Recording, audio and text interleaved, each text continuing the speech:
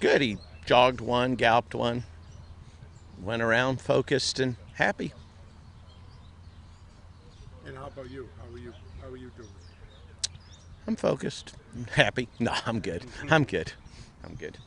What do you look for when you have such a short time between races, and what do you look for Maybe out of just him? some energy. Not that he shows a lot. I was happy. I walked him out to the track this morning, and he was eager to get there. Sometimes he's not as eager, especially this winter. It was sometimes he didn't want to go there. Now it's like he's ready to go and do his job. Are you as confident as you were going into the Derby? Yeah, I mean, you sure couldn't, you sure can't hold the Derby against him. Um, Smaller field, great post position, and you know, I would say of anything, maybe I have a greater respect for Always Dreaming now, and so I think he's going to be tougher to beat than I thought he would have been going into the Derby. So that would be the only change. And I know you touched on it briefly last night at the draw about breaking to the outside of Always Dreaming. And I asked you if you might have a little tactical advantage. Asking Pletcher that this morning, Pletcher seemed to think that you guys will have a little tactical advantage being on the outside of his horse.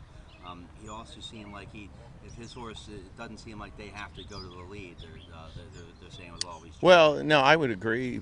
Todd's horses has rated before, so but I think he rated outside. Now he has to rate inside.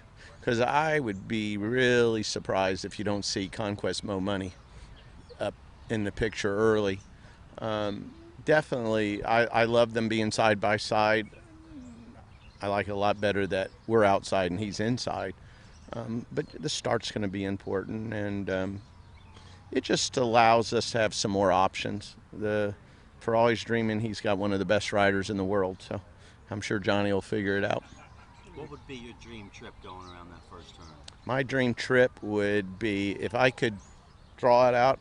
Always Dreaming's go out full tilt, and him and Conquest Mo Money going at it for about 3/4 of a mile, and we sit behind and watch. That's my dream trip. I doubt it'll happen, but you asked for it. Is there a danger in treating this too much like a match race? Oh, for sure, for sure. You only need to go and look at what happened in the Oaks recently, and it's not a two-horse race.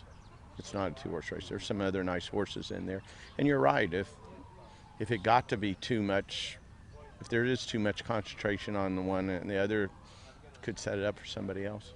Of those other horses, any one or two in particular that have impressed you? I think I just watched Conquest Mo Money train. I thought he trained really well. I don't know. To me, the rest kind of, they'll need to come with a game higher than they've shown so far. I think Conquest Mo Money has been compromised a couple times in his last two starts, and he's probably a little better than he looks on paper. Is there an inherent concern about a third race in 5 weeks?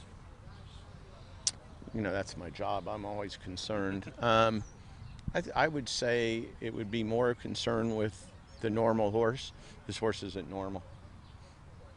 He's a machine. As you review the Derby or looked at the video, how much do you discount that race based on the trip? I've seen a lot of great horses that have not been able to overcome, what he overcame, even to finish fourth. I sure am not holding it against him. In fact, it may have been his best race ever. In what sense? Just because of what he overcame? He didn't just overcome one thing or two things. He overcame many. I mean, he got slammed at the start, and as I said earlier, usually there's a little bumping. It would be like us standing in a car, and we bounce back and forth. That's normally what happens. But on that occasion, it was like somebody got stepped back 10 feet and took off running and hit you. So we were talking about football today. Normally, your linemen hit each other. There isn't a great much. There's not a lot of momentum. But let a linebacker sneak through.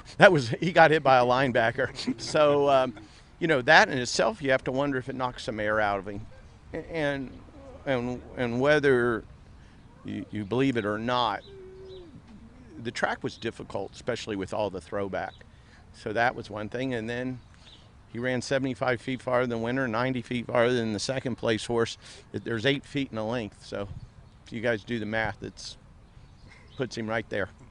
What was the feedback you got from Julian after the race? He said, "I don't know how I stayed on." That was the first thing he said. He was so frustrated, you know. He said I don't know how we stayed up. He said I didn't get bumped. He said I got slammed. So. Will this race, given the size of the field and the distance, seem like a walk in the park? By Nothing's comparison? ever a walk in the park. Talk to me after the race about that one. Is it set up that way? I mean, Well, are it's you definitely, less hey, apprehensive? we have 10 less we have to beat, so that's always a good thing. He got slammed, and then. Or no. But did Julian say he felt like? I mean, coming down the lane, he still had. Yeah, we didn't talk much about that.